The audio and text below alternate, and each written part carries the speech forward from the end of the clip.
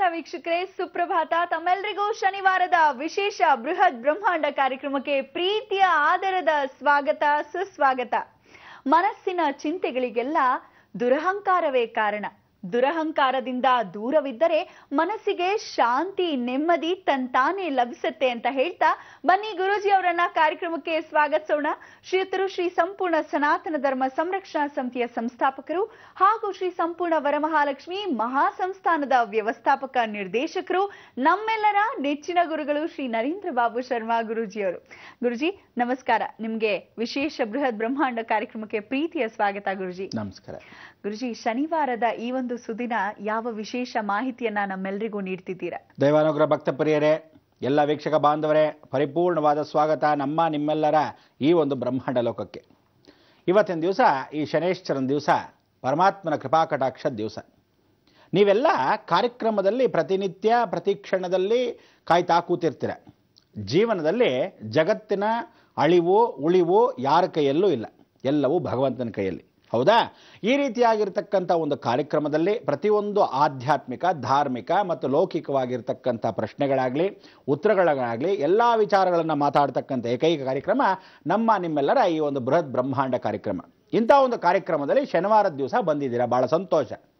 ಶನೇಶ್ವರನಿಗೆ ಈ ಒಂದು ಪ್ರಳಯಕ್ಕೋಸ್ಕರ, ತಡೆಗೋಸ್ಕರ, ಜಗತ್ತಿಗೆ ಉಳಿಸಕ್ಕೋಸ್ಕರ ಎಲ್ಲವೂ ನಿಗೂಢವಾಗಿರ್ತಕ್ಕಂಥ ರಹಸ್ಯ ಮಾರ್ಗದಲ್ಲಿ ದೈವಾನುಗ್ರಹ ರಕ್ತರಹಸ್ಯ.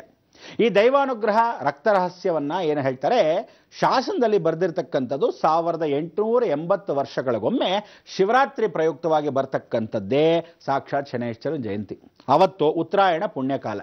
ಪ್ರತಿಯೊಂದು ಜೀವರಾಶಿಗಳು ಕುಟುಂಬ ಪರಿವಾರ ಸಮೇತರಾಗಿ ನಾವೆಲ್ಲರೂ ಆ ಶನಿಯ ಕರ್ಮಗಳನ್ನು, ಪಾಪ ಒಬ್ಬರಿಗೆ ಕಣ್ಣು ಕಾಲಲ್ಲ, ಒಬ್ಬರಿಗೆ ಕಾಲು, ಒಬ್ಬರಿಗೆ ತಲೆ, ಒಬ್ಬರಿಗೆ ನಿಗೂಢವಾಗಿರ್ತಕ್ಕಂಥ ರಹಸ್ಯಗಳು, ಒಳಭಾಗದಲ್ಲಿ ದೇಹದಲ್ಲಿ ಗೊಂದಲಗಳು, ಶನೇಶ್ವರನ 108 ಕಾಟಗಳು, ಸರ್ಪ ದೋಷಗಳು, ರಾಹು ಕಾಟಗಳು ಎಲ್ಲವೂ ಇದ್ದರೂ ಸಹ ಅದನ್ನು ಹೇಗೆ ನಿವಾರಿಸ್ಕೊಳ್ಳೋದು? ಇಂಥ ಒಂದು ಕಾರ್ಯಕ್ಕೋಸ್ಕರ, ಆ ಶನೇಶ್ವರನ ಕರ್ಮಕ್ಕೆ ಕಳ್ಕೊಳ್ಳೋಕ್ಕೋಸ್ಕರ ಪ್ರತಿಯೊಂದು ಜಾತಿ, ಧರ್ಮ, ವರ್ಗದ ಎಲ್ಲ ಸದಸ್ಯರು ಈ ಭೂಮಿಯಲ್ಲಿ ಹುಟ್ಟಿರ್ತಕ್ಕಂಥ ಬ್ರಹ್ಮಾಂಡ ಲೋಕವೇ ನಮ್ಮದು. ಆ ಪ್ರಳಯ ರುದ್ರ ಸಾಕ್ಷಾತ್ ಶಿವನಿಗೆ ಆವತ್ತೇ ಛಾಯಾದೇವಿ ಪೂಜೆ ಮಾಡ್ತಾಳಂತೆ. ನಾನು ಋಣ ವಿಮುಕ್ತನಾಗ್ತಾ ಇದ್ದೀನಿ ಪರಮೇಶ್ವರ.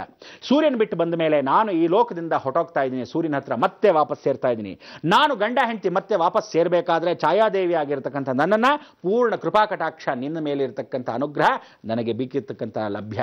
ಅದಕ್ಕೋಸ್ಕರ ಸಾಕ್ಷಾತ್ ಈ ಭೀತಿಯಿಂದ ನನ್ನನ್ನು ಹೋಗ್ಲಾಡಿಸ್ತಕ್ಕಂಥವ್ನು ಯಾರು ಅಂದರೆ ನನ್ನ 2 ಸುಪುತ್ರಗಳು ಯಮ ಮತ್ತು ಸಾಕ್ಷಾತ್ ಶನೇಶ್ವರ. ಇವರಿಬ್ಬರು ನನ್ನ ಸೂರ್ಯನಿಗೆ ಒಪ್ಪಿಸ್ತಾ ಇದ್ದಾರೆ ಭೂಲೋಕದಿಂದ. ಅಂದರೆ ಅರ್ಥ ಏನೋ, ಛಾಯಾದೇವಿ ಸ್ವತಃ ಭೂಮಿ ಋಣದಿಂದ ವಿಮುಕ್ತಿ ಆಗ್ತಾ ಇದ್ದಾಳೆ. ಒಂದು ಅಣು ಅನ್ನೋದು ಕರ್ಮ ಹುಟ್ಟತ್ತೆ ಅಂತೆ. ಹುಟ್ಟಿದಾಗ ಗಂಡ ಹೆಂಡತಿಯರ ಸಂಗಮದಲ್ಲಿ ಹುಟ್ಟತಕ್ಕಂಥ ಒಂದು ಅಣು ಸುಮಾರು 1/4 kg, ಅಂದ್ರೆ 1/4 ಭಾಗ ಮಾತ್ರ ಫಲವನ್ನು ಕೊಡ್ತಾನಂತ. ಹಾಗೆ ಒಂದು ಮನೆಯ ಕರ್ಮವನ್ನ ತಾನು ಒಂದು ಸದಸ್ಯನ 1/4 kg ಎಳ್ಳನ್ನು ಹಾಕಬೇಕು. ಆ ಎಳ್ಳು ಯಾರೋ? ಸಾಕ್ಷಾತ್ ಮಹಾವಿಷ್ಣು. ಅಂದ್ರೆ ಮಾಯಾಲೋಕದಿಂದ ಕರ್ಮಲೋಕದಕ್ಕೆ, ಕರ್ಮಲೋಕದಿಂದ ನಮ್ಮ ಕರ್ಮ ಕಳೆಯಕ್ಕೆ ಪರಮೇಶ್ವರನಿಗೆ ಪ್ರೀತಿ ಆಗಿರ್ತಕ್ಕಂಥ ಶನೇಶ್ವರನೇ ಸ್ವತಃ ಕೂತ್ಕೊಂಡು ಈ ಯಾಗವನ್ನು ಮಾಡ್ತಾನಂತೆ.